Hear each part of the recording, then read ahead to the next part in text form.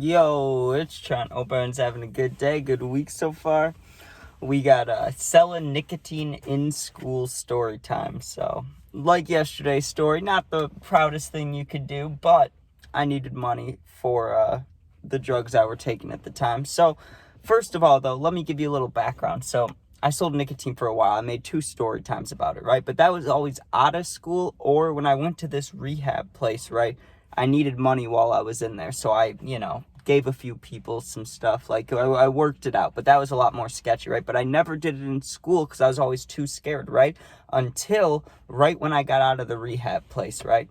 And so I'm like 16, I have a car and stuff. And what I would do, right? There's 2 ways. I talked about it in the last nicotine thing. For a while, what I would do is I would just go to the gas station and buy a thing, right? Because the guy didn't card me. And let's say I paid $13, then I would sell it for 20 or 25, depending on the person, like every time, right?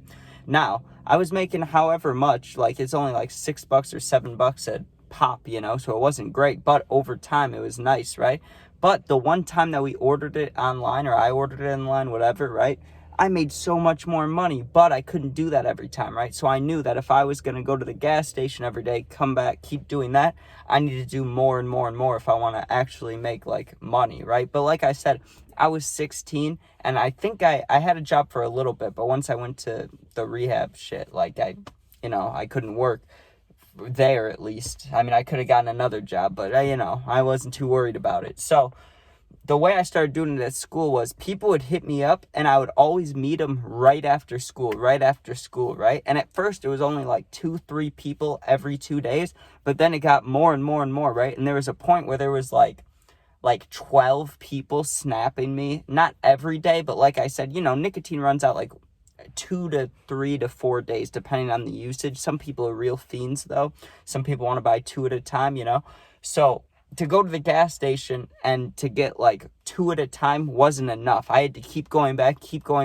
And not that the guy like wasn't going to let me keep doing that, but you could tell that like he was getting sketched up by how often I was walking in there. So I knew that I'd have to start getting them kind of like in bulk price, right? And I would ask the gas station guy, I was like, if I buy enough of them, will you drop the price? And sure enough, he would, but not by too much, right? And I'm sure he knew what was going on, but I mean, it wasn't his place to stop me. I mean, it could have been, but I've known him for a long time, so he wasn't going to stop. So I remember the day I decided to do it, because there was a kid that when I quit football, we were a little bit close, like in school. We only hung out a couple times out of school, but in school we were tight, right? Like we'd walk around the halls and stuff.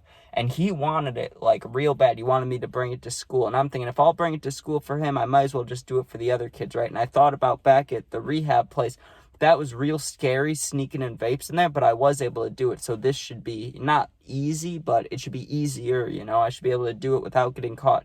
And, just a little, I don't know what to call it, not a precursor, but I never did get caught, right? Like I never got caught. I had some close calls, but so the first day I went there, right, and the kid, like I said, the football kid wants a vape, and I told him, I was like, don't tell people that I'm bringing stuff to school, right? Like I'll tell him if I trust him, because I was real sketched out back then, but for good reason, right? You don't want some kid that's really good, like you know what I mean, like a good person to snitch on me. I guess that wouldn't be a good person, but you know what I mean, like a goody two-shoes person to be like, hey, that kid's selling vapes. Like we don't need that, right? So at first I was just asking the kids that I knew were like stoners or doing hard drugs or something like that. And I must say that like, I don't know if people were telling each other or if I just told a lot of people, but within a week, like I said, there was like 11 people, 12 people hitting me up on Snap every 2 days, right? So you got to think, if I'm making like $7, $8, $6, $7, $8 for each one, and there's 12 people, whenever, so that's like $80 every 3 days, which usually, I mean, like right now, that might not be a lot, but back when you're 16 and you don't need to pay for shit, like I didn't have to pay for anything except for like gas in my car, right? So that $80 was nice, and I would save it, so I would just have more and more and more, and that really helped me when I would go back to the gas station, because I would have just not a shit ton, but I'd have enough money to buy like the whole package of vapes, right? Which I wouldn't do. I'd always get different flavors just because I knew that people want different stuff. So it was like a variety. But there was one day that like sticks out in my head as like probably the scariest, or not scariest, but like, I don't know.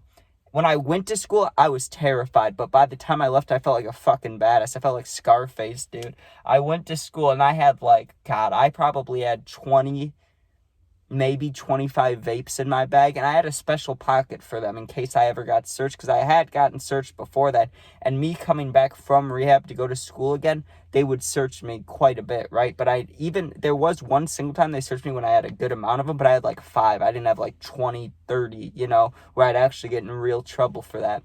I mean, I'm guessing, so I don't know, but not that they would call that a nicotine bust, but, the principal, he might take a picture of it and be like, look what I found, we don't want that. So I remember I walked into school. I was on the bus that day, which, I always felt safe on the bus. I knew there was cameras, but it's not like I was looking at them or anything. And I never did sell anything on the bus because that's scary, right? So I go into school, and the first person that wanted one was by the weight room, which is also by a bathroom, right? But it was a girl, so it's not like I could meet her in the bathroom. But before school, everybody's just walking around hanging out, right? So I was able to walk right up to her, sneak it to her quickly. But the rest of the people, yeah, I mean, any of the guys, I just met them in the bathroom, so it wasn't sketchy, right? And I didn't even do it up front. Like, I didn't do it, like face to face. I would always go in the farthest stall, or unless someone was in there, then we do it face to face. But if no one's in the stalls, I just go in a stall. The person would come next to me.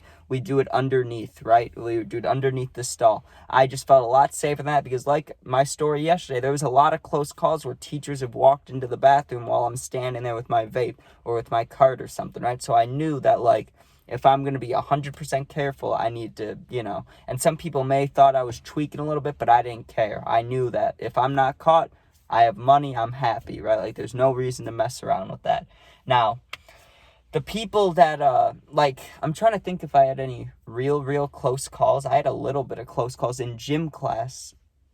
In gym class, I had to, there was a girl that wanted one, and that's real hard, because when you finish gym, you all line up, right? Like, line up to leave out of the same doors. And like, by senior year, some of the seniors go down a different door, but they don't want you to. But you know how you like stop caring about school, so you're like, whatever.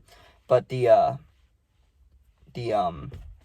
sorry, I got distracted because my mom was throwing stuff away in the garbage can. But anyways, the girl, I had to meet up with her. So before class, there's nothing I can do for gym, right? Because everybody has to go change into their gym stuff. Guys go in the guys one, girls go in the girls one, right?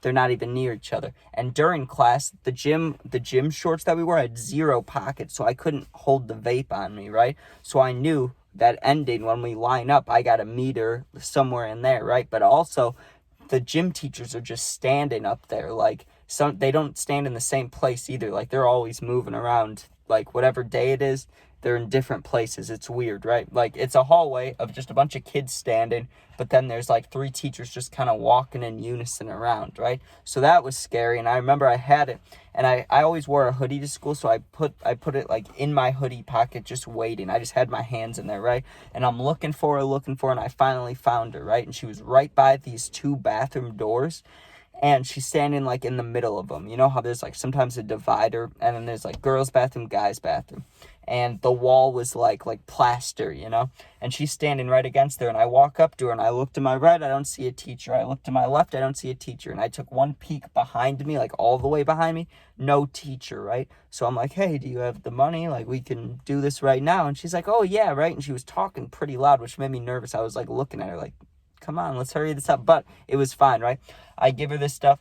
She gives me the money. As I'm grabbing the money from her, like literally as she's handing it to me, it slid into my hand, right? The bathroom door opens, and the biggest gym teacher we have, he's a football coach. He's like a lineman coach, right? He's huge. Like, he's like probably 6'2", 6'3", close to 300 pounds.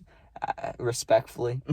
And he comes right out of the bathroom as I have this cash in my hand. So I just kind of grab it casually, because I didn't want to be like this. I didn't want to be like, and do that, because then you'd see that. So I just kind of, like, I had it in my hand as he was walking out, so it looks like I'm just holding money, right? So I just take out my wallet and put it in there, and I was trying to act real casual, and he never said anything. But if he would have walked out a half second before that, or 2 seconds, I would have been right there with the nicotine, just standing there, right? And I did just say that I never sold it on the bus, but there was one time on a field trip.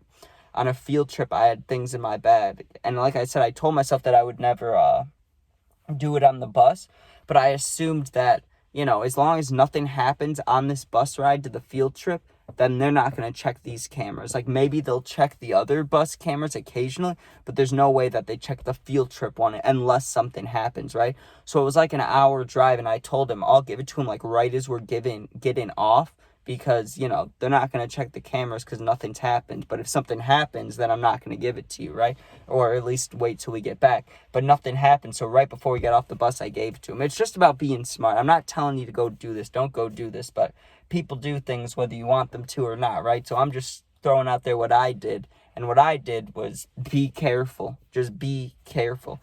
Because a lot of people get caught, and it's always doing something stupid. It's because they get comfortable. You know, you do something so many times, you get into a routine. That's why you got to make the routine, even if it's a pain in the ass, you got to make sure it's safe if you do anything like that. And that's what I did.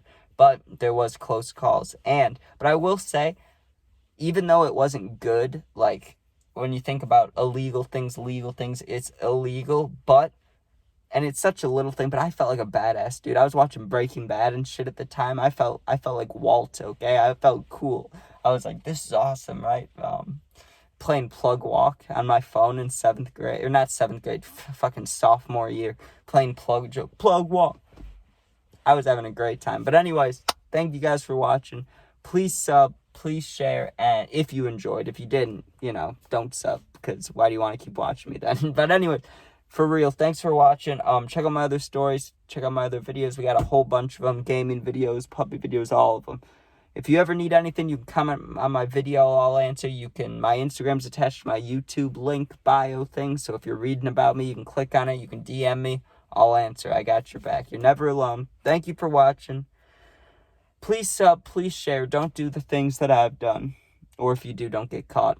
But yeah, thanks for watching. Peace out.